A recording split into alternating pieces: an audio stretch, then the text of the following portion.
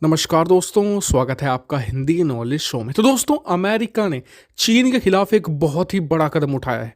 ये इतना बड़ा कदम है कि पिछले 2 दशकों में जितने भी कदम अमेरिका ने चीन के खिलाफ उठाए हैं उसमें इसे सबसे बड़ा माना जा रहा है। और साथ ही ये अमेरिका का सीधा वार बताया जा रहा है चीन के ऊपर। और वाकई में ही चीन इससे बिलबिला उठा है, क्योंकि अमेरिका ने सीधे सीधे चीन की जो एकता और अखंडता है उस पर ये एक करारा प्रहार बताया जा रहा है। और चीन पर इसका बहुत ही बुरा इफेक्ट पड़ने वाला है, खासकर कि चीन के वे राज्य जो चीन से अलग होना चाहते हैं उनकी तो एक तरीके से चांदी ही कट गई है। और चीन के लिए बहुत बड़ा डेंजर ये है।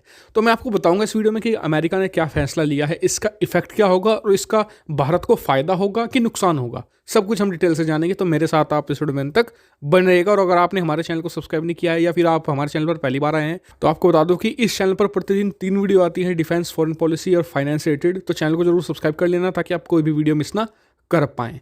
तो चलिए वीडियो को शुरू कर लेते हैं। तो दोस्तों, चीन में बहुत सारे राज्य हैं जहां पर इस समय सेपरेटिस्ट मूवमेंट यानी कि अलगाववाद की आग भड़क रही है, लेकिन उसमें सबसे आगे है शिनजियान। शिनजियान में जो तुर्क मूल के मुसलमान रहते हैं और वो चाहते हैं कि शिनजियान चीन से अलग होकर एक और राज्य के रूप में सामने, जिसका नाम होगा तुर्किस्तान। और इसको लेकर वो बहुत ही लंबे समय से संघर्ष कर रहे हैं। लेकिन सन 2000 से 2010 के बीच में ये संघर्ष बहुत ही ज़्यादा वायलेंट हो गए थे और अमेरिका और चीन की दोस्ती भी बहुत अच्छी थी। तो इसी को देखते हुए इनका जो सबसे बड़ा संगठन था तुर्किस्तान इस्लामिक मूवमेंट, इस पर कठोर प्रतिबंध लगा दिए थे अमेरिका ने। और अमेरिका के प्रतिबंध आपको बता दूं कि दुनिया में सबसे ज़्यादा कठोर माने जाते हैं, यहाँ तक कि यूनाइटेड नेशन से भी। क्यों? क्योंकि अमेरिका का कंट्रोल है पूरी तरीके से पैसे पर। कैसे? डॉलर के जरिए और स्विफ्ट के जरिए। आपने स्विफ्ट का नाम जरूर सुना होगा कि कैसे जितना भी दुनिया भर में ट्रांजेक्शन होता है वो अमेरिका के बैंकों के जरिए होता है। जैसे आप जेपी मॉर्गन चेस सुना होगा, इसके अलावा वेल फार्गो का नाम सुना होगा। तो बहुत सारे बैंक हैं जिनके जरिए सारा ट्रांजेक्शन होता है। तो अमेरिका स्विफ्ट और डॉलर पे पकड़ के जरिए किसी भी देश की अर्थव्यवस्था को या किसी भी व्यक्ति को दुनिया में कहीं भी हो नुकसान पहुंचा सकता है। तो इन्हीं 2 पकड़ के जरिए अमेरिका के सैंक्शन को दुनिया में सबसे ज़्यादा स्ट्रॉन्ग माना जाता है।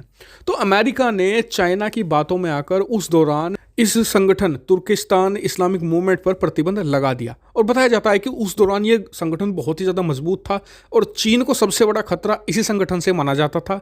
और इसीलिए चीन ने बहुत ही ज़्यादा रिक्वेस्ट की अमेरिका से और अमेरिका से अपने उस समय के अच्छे संबंधों की दुहाई देकर इस पर प्रतिबंध लगवा दिया। और प्रतिबंध लगने से क्या हुआ कि इस संगठन को या इस ग्रुप को पैसा मिलना बंद हो गया। इंटरनेशनल जो ट्रांजैक्शन थी वो बंद हो गई, क्योंकि सारी ट्रांजैक्शन अमेरिका के थ्रू होती है स्विफ्ट के जरिए। तो पैसा इसे मिलना बंद हो गया, बहुत ही लिमिटेड मनी से मिलनी बंद हो गई। तो ये धीरे धीरे एक तरीके से लुप्त होता गया शिनजियान में। और कुछ ऊपर से चीन ने एक बहुत ही स्ट्रॉन्ग क्रैकडाउन शुरू किया शिनजियान में, लोगों को कंसंट्रेशन कैंप में बंद करना शुरू किया। तो जिस वजह से ये पूरी जो मूवमेंट थी वो पूरी तरीके से आप कह सकते हैं कि बंद ही हो गई शिनजियान को आज़ाद कराने की।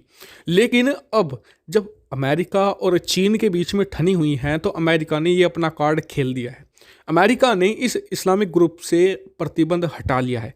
और आपको बता दो कि पूरे शिनजियान में इसका नेटवर्क बहुत ही ज़बरदस्त है आज भी।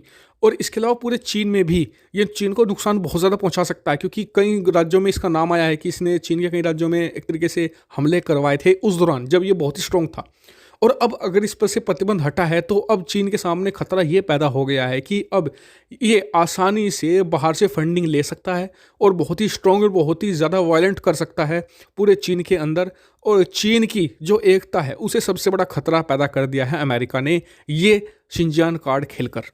और चीन के लिए बड़ी मुश्किल ये है कि भले ही जो ट्रंप वाली एडमिनिस्ट्रेशन ने इस मतलब की लिस्ट से इसे बाहर किया हो, लेकिन इस बात का समर्थन रिपब्लिकन सांसदों ने भी और डेमोक्रेटिक सांसदों ने भी, दोनों ने किया है। यानी कि बाइडेन भी इस संगठन को दोबारा आतंकियों की लिस्ट में नहीं डाल पाएंगे, क्योंकि अमेरिकी राष्ट्रपति भले ही कितनी लिस्ट बना ले लेकिन अंत में वो जाती है अमेरिका की सीनेट या संसद में। वहां पर अगर पास होगी तो ही वो लोगों के अंदर आएगी, वरना अमेरिकी राष्ट्रपति के पास भी इतनी पावर नहीं होती है। यानी जो बाइडेन चाहेंगे तभी भी ये संगठन दोबारा आतंकियों की लिस्ट में शामिल नहीं होने वाला।